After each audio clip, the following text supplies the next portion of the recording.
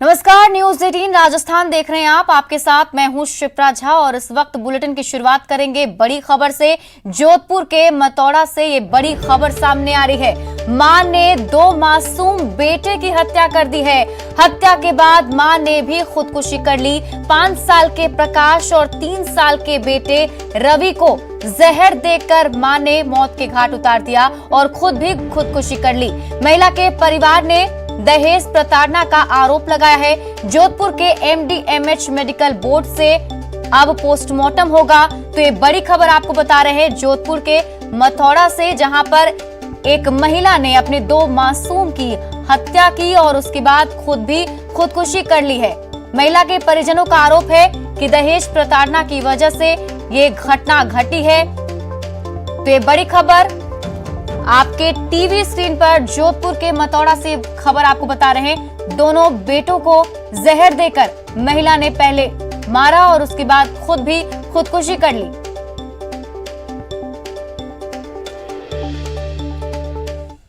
और डूंगरपुर में प्रेमी युगल के शव मिले हैं। फंदे से लटके मिले प्रेमी युगल के शव।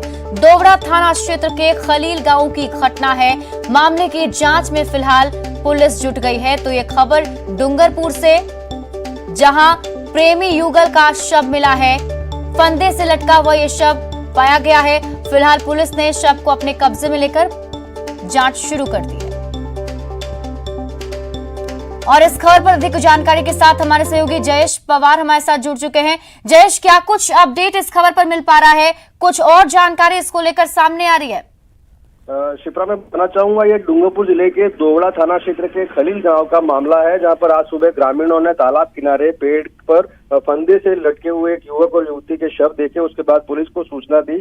पुलिस ने मौके पर पहुंचकर दोनों शवों को पेड़ से उतरवाया और शिनाख्त की। तो जो युवती है वो रघुनाथपुरा निवासी शिवानी थी और युवक है जो कमलेश था, जो आनेला गांव का रहने वाला था। ये दोनों बीती रात से गायब थे और इन दोनों के बीच में प्रेम प्रसंग चल रहा था।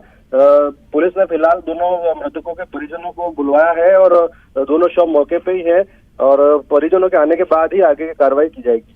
बिल्कुल जयेश, क्या परिवार वाले जो हैं, परिजन जो हैं, वो कुछ बता पा रहे हैं, कुछ अनुमान लगा रहे हैं कि आखिर कैसे ये हत्या है या फिर ये खुदकुशी है? कुछ इसको लेकर जानकारी मिल पा रही है?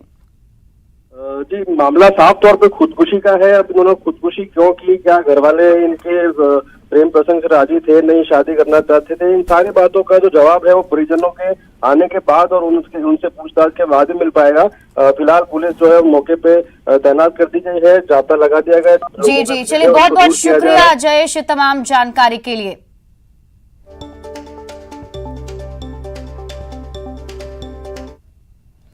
और अब बात करते हैं कोरोना की। देश में कोरोना की सुनामी जमकर कहर बरपा रही है। बीते दिन एक दिन सबसे ज्यादा मौत का आंकड़ा सामने आया है। स्वास्थ्य मंत्रालय की ओर से जारी ताजा आंकड़ों के अनुसार पिछले 24 घंटे में 3,82,315 नए कोरोना के केस आए हैं और 3,780 संक्रमितों की जान चली गई है। तो आप इसी से अंदाजा लगा सकते हैं कि देश में कोरोना किस तरीके से कोहराम मचा रहा है। हालांकि 3,38,439 लोग कोरोना से ठीक भी हुए हैं और देश में 1 मई को रिकॉर्ड 3,689 संक्रमितों की मौत हुई थी।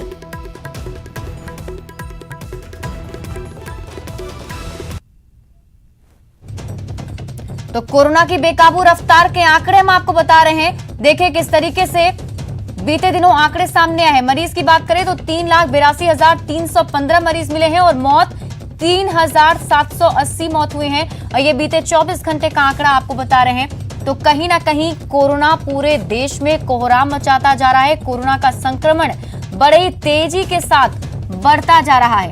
आए दिन जो संक्रमित मरीजों की संख्या मिल रही है वो एक नया रिकॉर्ड बना रही है।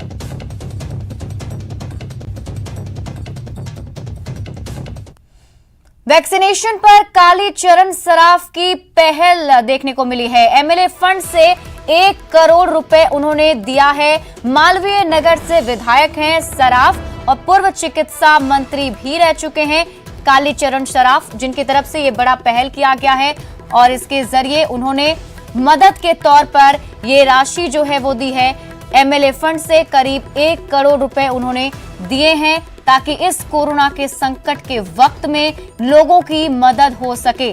आपको बता दें कि पूर्व चिकित्सा मंत्री रह चुके हैं कालीचरण सराफ और फिलहाल वैक्सीनेशन के लिए उन्होंने विधायक की तरफ से बड़ी पहल की गई है। मालवीय नगर से विधायक हैं, पहले पूर्व चिकित्सा मंत्री रह चुके हैं और इस बार अभी जब कोरोना का वक्त ऐसा आया है, संकट काल है, तो ऐसे में लोगों की मदद के लिए आगे आए हैं।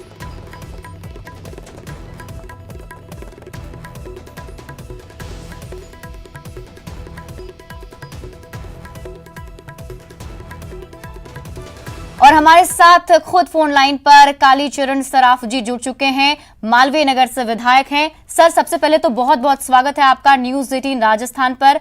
और सबसे पहले मैं आपसे यही जानना चाहूंगी कि आखिर आपको ये प्रेरणा कहां से मिली, क्योंकि सरकार वैक्सीनेशन कर रही है, क्या ये फंड आपके क्षेत्र के लिए? देखिए, ऐसा है कि ये जो विधायक कोष का जो पैसा है वो जनता के कल्याण के लिए हमें दिया जाता है। और अभी ये जो वैक्सीनेशन हो रहा है, इसमें सरकार कह रही है कि हमारे पास फंड नहीं है, हम कहाँ से व्यवस्था करें। इसलिए हमने कि भाई मालवीय नगर के जो यूथ हैं उनको तकलीफ नहीं आए, इसलिए हमने 1 करोड़ रुपया वैक्सीनेशन के लिए विधायक कोष से जारी किया है। जी बिल्कुल, और बहुत ही सराहना वाली ये पहल है और सबको इसको सराहेंगे भी। लेकिन आपसे ये जानना चाहेंगे कि ये क्या जो फंड है वो सिर्फ आपके क्षेत्र के लिए है? हम हमारे क्षेत्र के उपयोग के लिए इस फंड का उपयोग कर सकते हैं, दूसरी जगह नहीं कर सकते। जी जी, चलिए बहुत बहुत शुक्रिया हमारे साथ जुड़ने के लिए। तो वैक्सीनेशन के लिए विधायक की बड़ी पहल, हमारे साथ खुद अभी वो फोन लाइन पर थे, जिसमें उन्होंने बताया कि वो खुद इस संकट के काल में लोगों के साथ खड़े रहना चाहते हैं, लोगों की मदद करना चाहते हैं और इसीलिए उन्होंने एमएलए फंड से इस राशि का अनुदान किया है ताकि वो जरूरतमंद लोग जिन्हें इसकी जरूरत है उन्हें मदद मिल सके। और रेड अलर्ट महामारी जन अनुशासन पखवाड़े के तहत Sriganganagar police high alert mode पर है और श्रीगंगानगर जिले समेत उपखंड क्षेत्रों में जगह जगह नाकेबंदी कर कोरोना गाइडलाइन की पालना करवाने की जद्दोजहद में जुटी हुई है। अनावश्यक घूमने वाले लोगों को संस्थागत क्वारंटीन सेंटर भेजा जा रहा है। पुलिस की ओर से किए जा रहे कोचिंग अभियान का जायजा लिया न्यूज 18 संवाददाता अशोक कुमार शर्मा। वैश्विक महामारी कोरोना वायरस की रोकथाम के लिए प्रदेश में चलाए जा रहे महामारी रेड अलर्ट जन अनुशासन पखवाड़े के तहत श्री गंगानगर डिस्ट्रिक्ट हेडक्वार्टर पर अब पुलिस और प्रशासन ने सख्ती बरतना शुरू कर दिया है। श्री गंगानगर जिला मुख्यालय पर विभिन्न जगह पर पुलिस ने चेक पोस्ट बनाकर अनावश्यक घूम रहे लोगों की पर पैनी निगाह रखी गई है ताकि किसी भी तरह से कोरोना प्रोटोकॉल की ईमानदारी से पालना की जा सके। अभी हम इस समय श्री गंगानगर के जिला मुख्यालय स्थित गोल बाजार चौक पर मौजूद है, जहाँ आप देख सकते हैं कि बीरबल चौक से भगत सिंह चौक की तरफ जाने वाले मार्ग पर भी बैरिकेडिंग्स लगाई गई है। इसी तरह से यदि आपको दूसरी तरफ का नज़ारा दिखाएं तो वहां भी भगत सिंह चौक से बीरबल चौक जाने के लिए दूसरी साइड में भी पुलिस के द्वारा बैरिकेडिंग्स लगाई गई है और आने जाने वाले लोगों पर पैनी निगाह रखी हुई है। अनावश्यक कोई बाहर ना निकले, इसके लिए पूरे इंतजाम करते हुए पुलिस प्रत्येक वाहन चालक से पूछताछ में जुटी हुई है। रेड अलर्ट जन अनुशासन पखवाड़े की पालना में जुटे हुए हैं। जी हाँ जी सर, बोलिए। जो भी बिना मतलब रोड पे घूम रहे हैं उनको समझाइश कर रहे हैं, जो बिना मास्क के उनको मास्क भी दे रहे हैं और समझाइश कर रहे हैं। जिसका चालान उचित है उसका चालान भी कर रहे हैं और जो आवारागर्दी या कोई मतलब लाचार है उसको क्वारंटाइन भी कर रहे हैं। ठीक है मैम, जनरली लोग चूंकि मान भी नहीं रहे हैं, लगातार प्रशासन कार्रवाई भी करने में जुटा हुआ है। रेड अलर्ट जन अनुशासन पखवाड़ा इसका नाम दे दिया है। लोगों की मूवमेंट पर कितना इम्पैक्ट आया है और जो अनावश्यक घूम रहे हैं आखिर किस तरह के वो एक्सक्यूजेज और बहाने बनाते हुए आपको मिलते हैं? ज़्यादातर यही है भी दवाई लेने आए हैं या राशन लेने आए हैं। आजकल ये है कि दवाई का ज़्यादा है कि दवाई लेने आए, फिर भी हम कुछ हद तक उनको थोड़ा समझाइश करते हैं, डराते हैं, तो कुछ हद तक कल से फर्क पड़ा है। रोड पे साधन भी कम है और लोग भी कम है। श्री गंगानगर वासियों से आप कोई अपील करना चाहेंगे? मेरी एक ही अपील है कि मतलब इमरजेंसी में ही घर से निकलो, अन्यथा घर से बाहर मत निकलो। ये हमारी तरफ से दिल से ही रिक्वेस्ट विनती है। तो देखिए, इनकी बिल्कुल दिल से रिक्वेस्ट है और ये दिल से रिक्वेस्ट खुद के लिए नहीं, आप लोगों के लिए है। आप लोग प्लीज़ करके न्यूज़ 18 भी आपसे अपील करता है कि आप अनावश्यक घर से बाहर ना निकलें और रेड अलर्ट जन अनुशासन पखवाड़े के दौरान राज्य सरकार द्वारा निर्धारित कोरोना प्रोटोकॉल और कोरोना गाइडलाइन की ईमानदारी से पालना करें ताकि जल्द से जल्द वैश्विक महामारी कोरोना वायरस के संक्रमण की इस चेन को तोड़ा जा सके। अशोक शर्मा, न्यूज़ 18 श्रीगंगानगर। कोरोना से लोगों को बचाने के लिए महामारी रेड अलर्ट जन अनुशासन पखवाड़ा चलाया जा रहा है, लेकिन लोग हैं जो लापरवाह बने हुए हैं। इसलिए टोंक के घंटा घर इलाके पर दिन भर अधिकारी और पुलिस खड़े रहते हैं और लोगों से समझाकर उन्हें घर में जाने की अपील करते हैं। बेवजह घूमने वालों को पकड़कर क्वारंटीन भी किया जा रहा है। न्यूज़ 18 संवाददाता दौलत पारिक ने जायजा लिया। महामारी रेड अलर्ट जन अनुशासन पखवाड़े के तहत टोंक ज़िले में पुलिस और प्रशासन की सख्ती यहाँ देखने को मिल रही है। घंटाघर इलाका है, यहाँ पर बेवजह घूमने वाले लोगों को पुलिस पकड़ रही है, चालान काट रही है और बेवजह घूमने वाले लोगों को क्वारंटाइन करके उनकी कोरोना जाँच करवाई जा रही है। आप देख सकते हैं जब से रेड अलर्ट महामारी ये जन अनुशासन पखवाड़ा लगा है तब से ही पुलिस यहाँ पर सख्त नज़र आ रही है।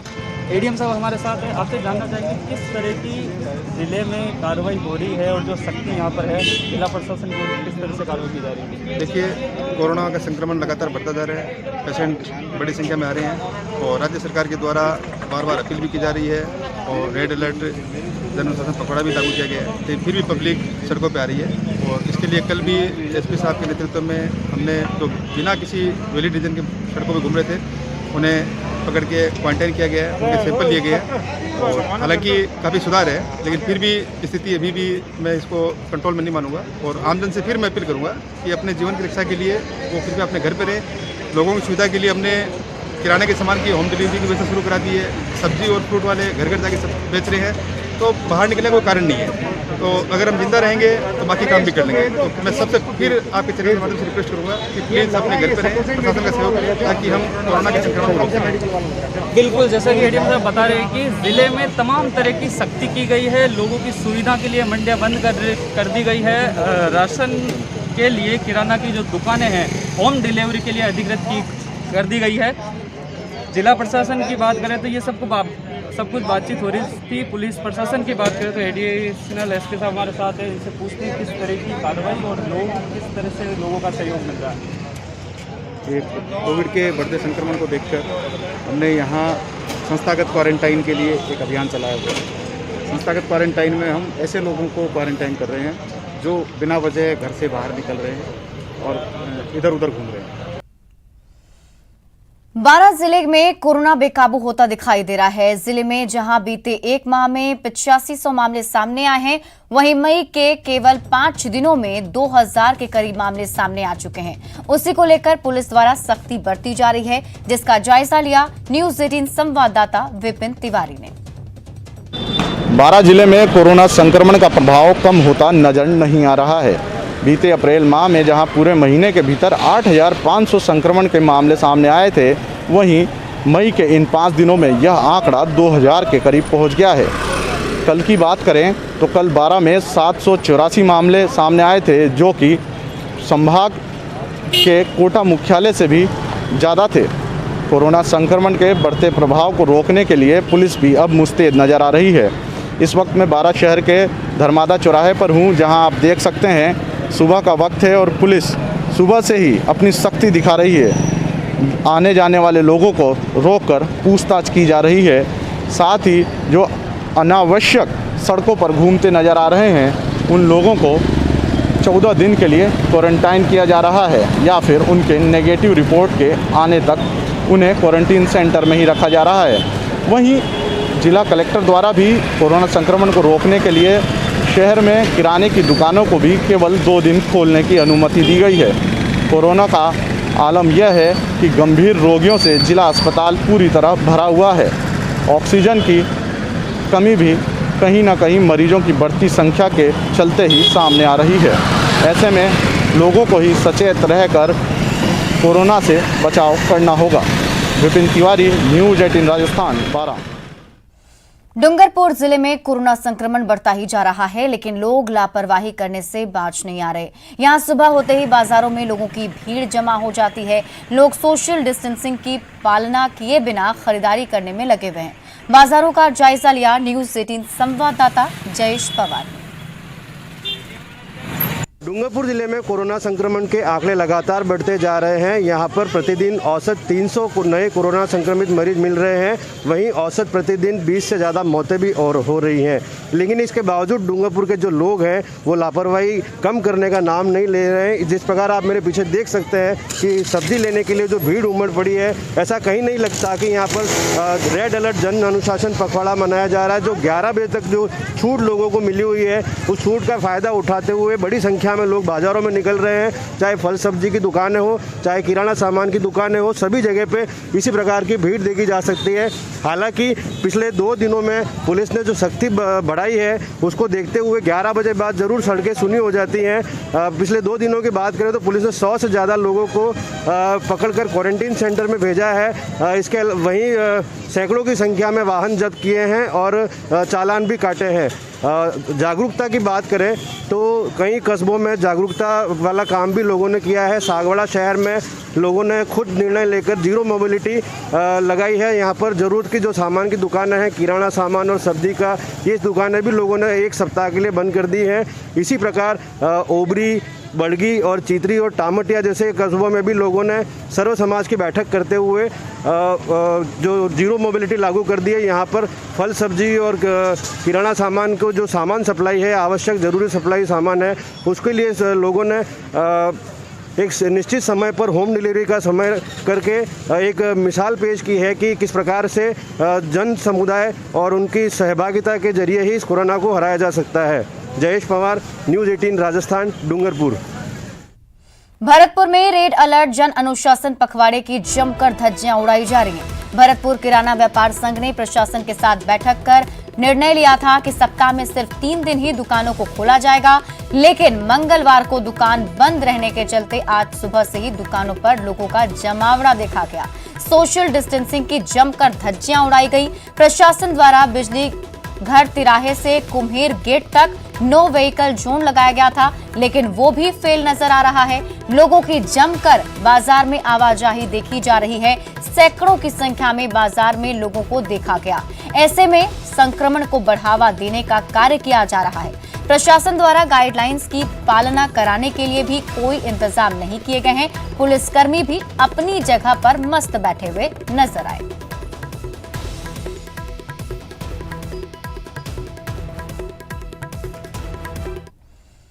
प्रदेश में लागू रेड अलर्ट जन अनुशासन पखवाड़े के तीसरे दिन आज अजमेर में पुलिस की सख्ती के असर नजर आने लगे हैं। बेवजह घूमने वालों को संस्थागत क्वारंटाइन सेंटर भेजा जा रहा है। पिछले 2 दिनों में 300 से ज्यादा लोगों को क्वारंटाइन सेंटर भेजा गया है, जिसका जायजा लिया न्यूज़ 18 संवाददाता अभिजीत दवे ने। प्रदेश में रेड अलर्ट जन अनुशासन पखवाड़े का आज तीसरा दिन है और शुरुआती 2 दिनों की अजमेर में पुलिस की जो सख्ती रही, उसका तीसरा दिन जो है उसका असर आज तीसरे दिन देखने को मिल रहा है। हम इस वक्त शहर के बस स्टैंड के बाहर मौजूद है, जहां पर आप देख सकते हैं कि पुलिस ने 2 दिन जिस तरीके से सख्ती बरती है, उसका कारण ये नतीजा ये रहा है कि आज सड़कों पर ट्रैफिक जो है वो बहुत कम नज़र आ रहा है। बेहद ज़रूरी काम के लोग ही घर से बाहर निकल रहे हैं। और पिछले 2 दिनों की अगर हम बात करें तो जिस तरीके से रेड अलर्ट अनुशासन पखवाड़े में जो गाइडलाइन जारी की गई थी, उसके तहत जो बिना काम के बाहर निकलने वाले लोग थे उन्हें संस्थागत क्वारंटीन किया जा रहा था। और उसी का असर है कि अब लोगों के अंदर मन में ये भय जरूर बैठ गया है कि अगर वो बिना काम के और बेजा बहानों के जरिए बाहर निकले तो उन्हें क्वारंटाइन कर दिया जाएगा और वहाँ पर उनकी RT-PCR जाँच होगी। जो अगर पॉजिटिव आती है तो फिर उन्हें पूरा ट्रीटमेंट लेना होगा। अजमेर में जो क्वारंटीन सेंटर्स बनाए गए हैं, वहाँ पिछले 2 दिनों में करीब 300 से ज़्यादा लोगों को क्वारंटीन किया गया है और करीब 1 दर्जन लोग वहाँ पर पॉजिटिव आए हैं। तो आप इस बात से अंदाज़ा लगा सकते हैं कि पुलिस की सख्ती का ये असर है कि आज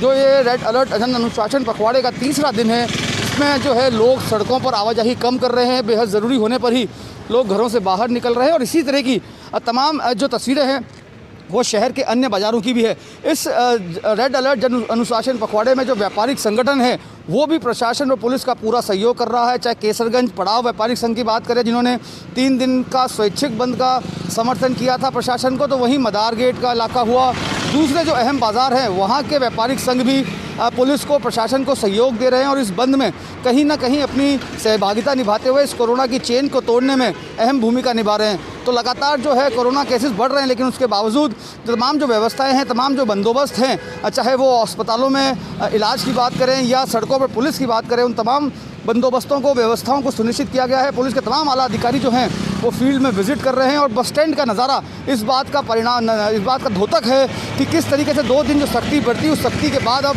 लोगों में ये डर, ये भय बैठ गया है कि बिना काम घर से बाहर निकलेंगे तो उन्हें क्वारंटीन कर दिया जाएगा। और यही कारण है कि अब सड़कों पर ट्रैफिक कम देखने को मिल रहा है और उम्मीद यही की जानी चाहिए कि 17 मई तक का जो ये रेड अलर्ट जन अनुशासन पखवाड़ा है, इसमें अजमेर की जनता इसी तरह का अनुशासन दिखाएगी और कोरोना की चेन को तोड़ने में अपनी सहभागिता जो सबसे ज़्यादा महत्वपूर्ण है, आम जन का अनुशासन सबसे महत्वपूर्ण है, उसको निभाएगी और एक बार फिर कोरोना से जंग में आम जन जो है अपनी सहभागिता के जरिए जीत हासिल करेगा। अभिजीत दवे, न्यूज़ 18 अजमेर। कोरोना को देखते हुए कोटा ट्रैफिक पुलिस और ट्रैफिक और शहर पुलिस ने आज से ऑटो चालकों के लिए विशेष व्यवस्था की है। यात्रियों की सुरक्षा को देखते हुए आज से 17 मई तक ऑड इवन फॉर्मूले से ऑटो चलेंगे। आज से जिन ऑटो के रजिस्ट्रेशन नंबर के अंत में विषम संख्या यानी 1, 3, 5, 7 और 9 होगी, वो ऑटो चालक अपने ऑटो को शहर में चला सकेंगे।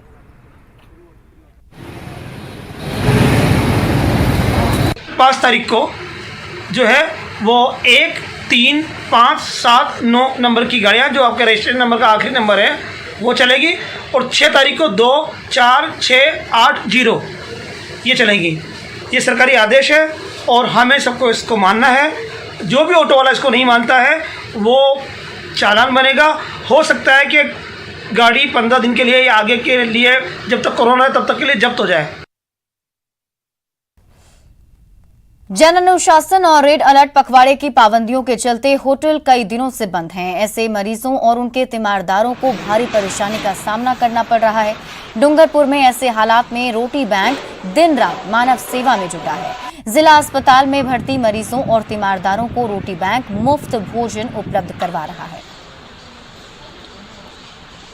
रात में जो लोग आते हैं वो खाने के लिए काफ़ी परेशान रहते हैं। प्रतिदिन 150 से 200 लोगों को इसमें भोजन कराते हैं और भोजन का भी हमारा ये नहीं है कि पर्टिकुलर एक ही आदमी फिक्स हो है। हमने एक मैनेजर रखा है जो वार्ड के अंदर अलग अलग जगह जाके गरीब जनता को सबसे पहले अपना कूपन देता है। वो पता करता है कि इनके पास रोटी की व्यवस्था है कि नहीं। उस कूपन के माध्यम से वो लोग जब कूपन लेके रोटी बैंक के अंदर आते हैं तो वहाँ उनको बिठा के गरम गरम दाल चावल सब्जी रोटी इस प्रकार की भावना के साथ उनको भोजन कराए। हॉस्पिटल में बेड टू बेड कूपन बढ़ते हैं। पेशेंट के साथ वालों को जितने भी होंगे उनको पेशेंट कूपन बढ़ते हैं। कूपन बढ़ने के बाद 12 बजे से 2 बजे तक भोजन उनको निःशुल्क दिया जाता है। कोटा में कोरोना के बढ़ते संक्रमण से अस्पतालों में बेड और ऑक्सीजन ही नहीं बल्कि दवा व इंजेक्शन के लिए भी मरीजों के परिजनों को भटकना पड़ रहा है। इन हालातों में शहर के 5 युवाओं ने मरीजों की परेशानियों को दूर करने का बीड़ा उठाया और अपनी लग्जरी कारों को आपातकालीन अस्पताल बना दिया। इन कारों में ये युवा न केवल बेड बल्कि निःशुल्क प्राण वायु देकर मरीजों की जान बचाने का काम कर मानवता की मिसाल कायम कर रहे हैं।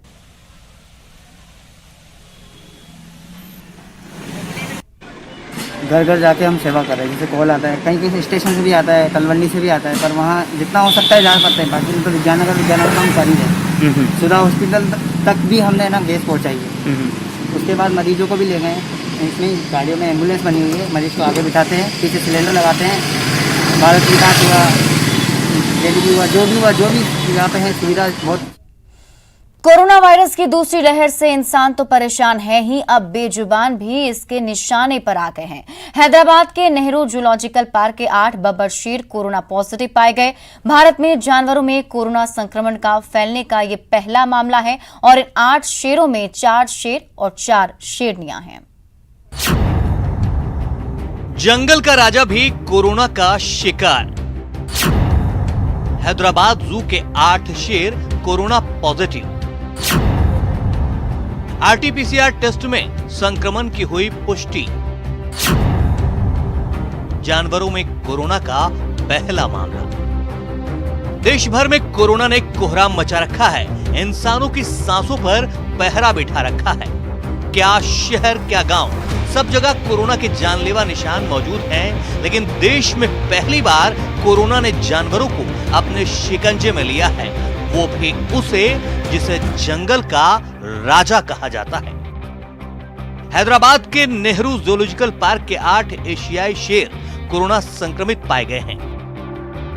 29 अप्रैल को centre for cellular and molecular biology यानी CCMB ने नेहरू जूलॉजिकल पार्क के अधिकारियों को इस बात की जानकारी दी कि RT-PCR टेस्ट में 8 शेर पॉजिटिव मिले हैं।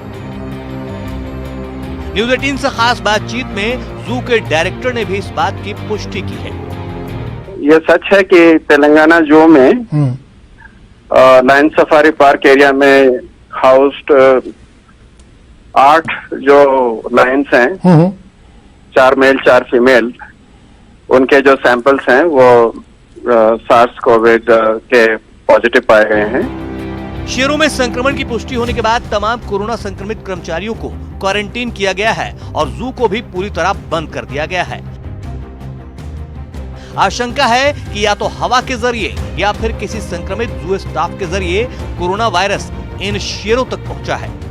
मोस्ट पॉसिबली ये जो है हमारे किसी कर्मचारी से या हवा के माध्यम से जो है लाइन तक पहुंचा है। एंड सब्सिक्वेंटली जो है जितने भी कोविड पॉजिटिव हमारे एम्प्लॉइज थे उनको भी क्वारंटाइन में रहने की जो है हिदायत दी गई है। तो आगे फैलने की हम कोई अब उम्मीद भी नहीं करते क्योंकि इस टाइम जो है जो है कम्प्लीटली बंद कर दिया गया है। दरअसल 24 अप्रैल को पशु चिकित्सकों ने इन जानवरों की देखभाल के दौरान पाया कि इनमें कोरोना के लक्षण जैसे भूख न लगना, नाक से पानी आना और कफ जैसे लक्षण हैं। फिर इनका सैंपल टेस्ट के लिए भेजा गया, जिसके बाद 4 शेर और 4 शेरनियां कोविड पॉजिटिव मिले हैं। इस जू में मौजूदा वक्त में 12 शेर हैं जिनकी उम्र करीब 10 साल है। आपको बता दें कि पिछले साल न्यूयॉर्क के एक जू में 8 शेर कोरोना पॉजिटिव पाए गए थे। इसके अलावा इससे पहले जानवरों में कोरोना संक्रमण को लेकर कोई खबर सामने नहीं आई थी। हालांकि हांगकांग में कुत्तों और बिल्लियों में कोरोना वायरस पाया गया था। क्योंकि कोरोना वायरस एयरबॉर्न है, ऐसे में माना जा रहा है कि आसपास रह रहे लोगों के संपर्क में आने से भी इन शेरों का संक्रमण हुआ हो। ये भी कयास लगाए जा रहे हैं कि इन शेरों की देखभाल करने वालों से भी इन्हें संक्रमण हुआ हो, क्योंकि हाल ही में जू में काम करने वाले 25 कर्मचारियों को कोरोना संक्रमण हो चुका है। इसलिए इस घटना के बाद से नेहरू जूलॉजिकल पार्क को आम लोगों के लिए बंद कर दिया गया है।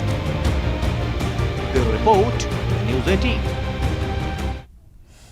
हैदराबाद में 8 शेरों में कोरोना के लक्षण आने के बाद सामने आई रिपोर्ट में शेरों कोरोना की पुष्टि हो चुकी है। हालात के मद्देनजर राजस्थान वन विभाग ने भी मामले को लेकर हाई अलर्ट जारी कर दिया है। मामले को लेकर वन विभाग के आला अधिकारियों ने सभी टाइगर रिजर्व, बायोलॉजिकल पार्क और जू के अधिकारियों की अहम वीडियो कॉन्फ्रेंसिंग से बैठक की और मामले पर मंथन कर प्रदेश के जंगलों और जू में बाघ, शेरों की सुरक्षा को लेकर आगामी रणनीति तैयार की, जिसके बाद एहतियात के तौर पर इन सभी जगहों पर स्टाफ को भी गाइडलाइंस जारी कर दी गई हैं कि वे इस एडवाइजरी का पूरा ध्यान रखें।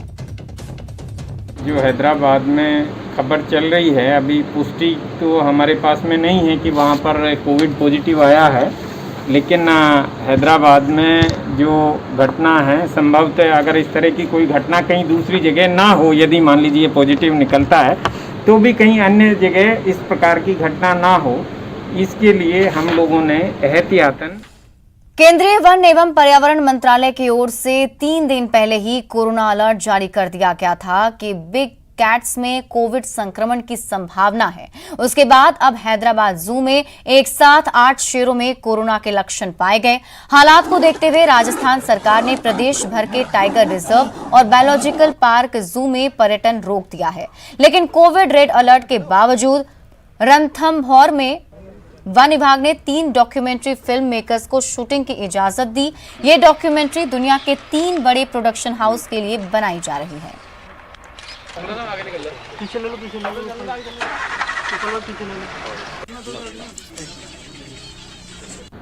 हैदराबाद जू में 8 बब्बर शेर कोरोना से संक्रमित पाए गए हैं, जबकि राजस्थान में कोरोना संक्रमण को लेकर के तीनों टाइगर रिजर्व, बायोलॉजिकल पार्क और चिड़ियाघर में रेड अलर्ट जारी कर दिया गया है। वहां पर कोविड के तमाम ऐसी गाइडलाइंस और प्रोटोकॉल अमल में लाए जाने के सख्त निर्देश दे दिए गए हैं, जिससे कि बाघों, शेरों और बघेरों को कोविड के इन्फेक्शन से बचाया जा सके।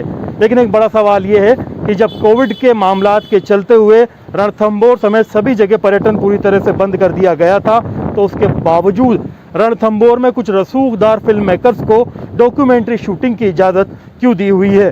मामले को लेकर के आला अधिकारियों का कहना है कि केंद्र से बात करके मामले में बहुत ही जो सख्त है गाइडलाइन अमल में ला करके उन्हें इजाज़त दी गई। हर 3 दिन में डॉक्यूमेंट्री फिल्म मेकर्स को RT-PCR की नेगेटिव रिपोर्ट दिखानी होगी। लेकिन वन विभाग के लिए बड़ा सवाल ये भी है कि जब तमाम मामलात के बावजूद वन विभाग कोई रिस्क लेने के लिए तैयार नहीं है, एडवांस बुकिंग करा चुके तमाम पर्यटकों की बुकिंग कैंसिल करके, और नेटवर्क 18 ये सुनिश्चित करना चाहता है कि हर भारतीय को कोविड-19 टीकाकरण मिले। टीकाकरण जागरूकता बढ़ाने के लिए नेटवर्क 18 और फेडरल बैंक की पहल संजीवनी शॉट ऑफ लाइफ को सपोर्ट करें। Health expert Apollo 24/7।